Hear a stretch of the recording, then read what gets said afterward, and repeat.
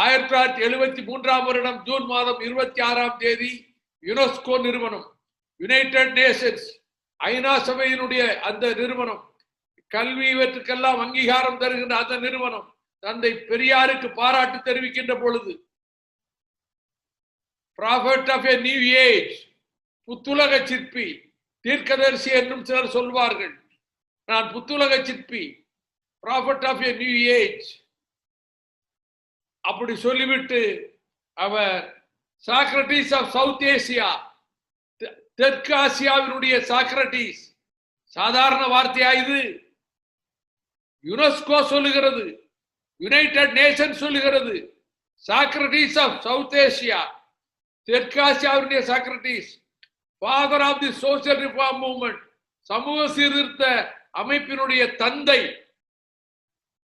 Arch enemy of ignorance, அறியாமையினுடைய கடுமையான எதிரி, ஆர்ச் எனிமி ஆஃப் சூப்பர்ஸ்டிஷன், மூட பழக்க வழக்கங்கள், மூட நம்பிக்கைகளினுடைய கடுமையான எதிரி, meaningless customs and base manners, arch enemy. இப்படி யுனெஸ்கோவால் பாராட்டப்பட்ட தந்தை பெரியார் இல்லையே நாம் இல்லை.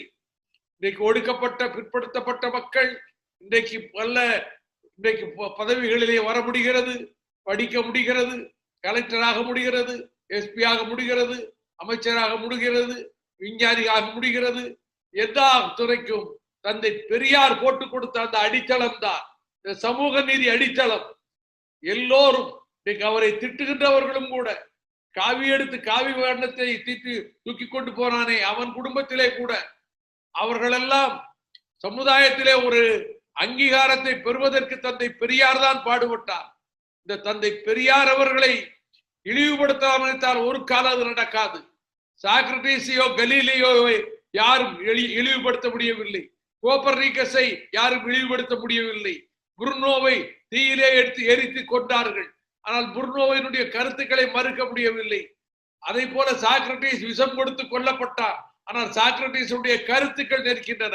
அதை போல யாரும் நெருங்க முடியாத நெருப்பு பிளம்பு தந்தை பெரியார் அவர்கள், லட்சிய நெருப்பு அவர்கள், கொள்கை நெருப்பு அவர்கள், நேர்மையின் நெருப்பு அவர்கள், தியாகத்தின் நெருப்பு அவர்கள்.